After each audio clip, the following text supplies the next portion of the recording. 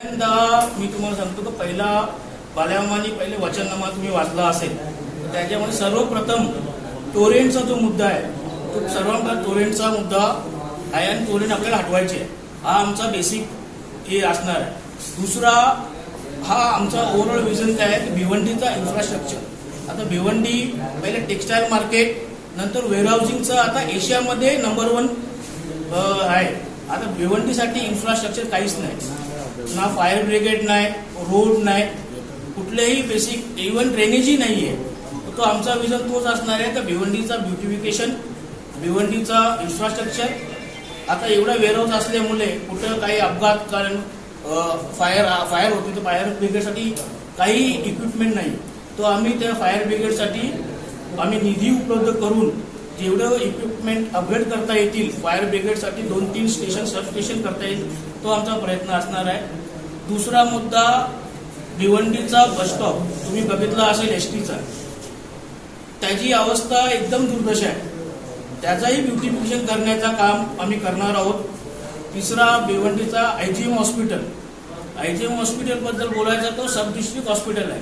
त्याला आपण डिस्ट्रिक्ट हॉस्पिटलला दर्जा दिल्यानंतर जसे सिव्हिल हॉस्पिटल, केम हॉस्पिटल तशी फॅसिलिटीज उपलब्ध होतात ते करण्याचा आमचा ध्येय आहे.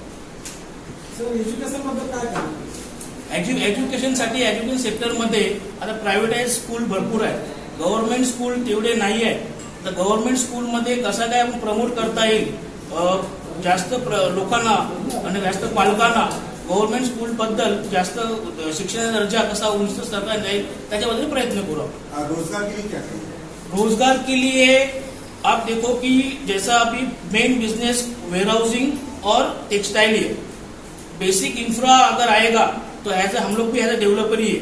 अभी फिलहाल हम लोग के जो भी वेयरहाउसिंग में लगभग 90 से 1 लाख लोग रोजगार उपलब्ध कर चुके हैं. और ये रिकॉर्ड में अगर MIDC का कोई भी स्कीम लाते हैं हम लोग अंडर MIDC में तो हम लोग को गवर्नमेंट के अंदर लिख के देना पड़ता है कि 1 एकड़ में हम लोग कितना रोजगार ला सकते हैं.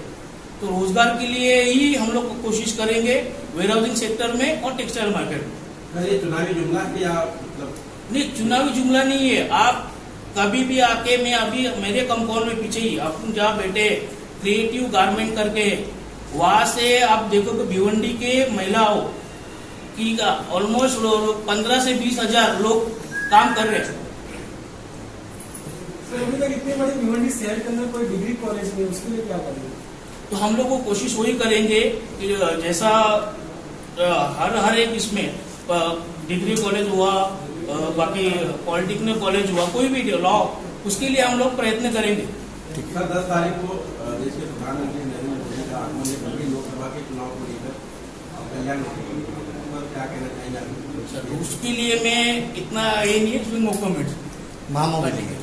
हाँ, वो मेरे काका बोलेंगे.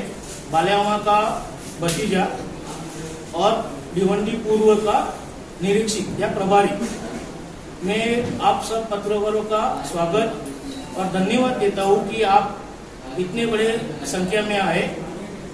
और पत्रकार परिषद का मूल कारण है कि 2 तारीख को जो नॉमिनेशन नामांकित भरने वाले हैं महाविकास आघाड़ी के माननीय श्री सुरेश बाल्यामा मात्रे और महाविकास आघाड़ी के सभी कार्यकर्ताओं को मेरी वजह से गुजारिश है कि बड़ी संख्या में आप लोग उपलब्ध रहो.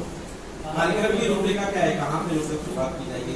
कार्यक्रम की रूपरेखा सुबह 10 बजे शिवसेना शहर शाखा भिवंडी यहाँ पे सबको जमा करना है. फिर वहाँ से आगे हम लोग अभी देखेंगे ऐसा रूपरेखा. शिवाजी चौक पे क्या? हाँ, शिवाजी चौक. टाइमिंग क्या है, एग्जिट टाइम क्या है? सुबह 10 बजे. सुबह. ठीक है.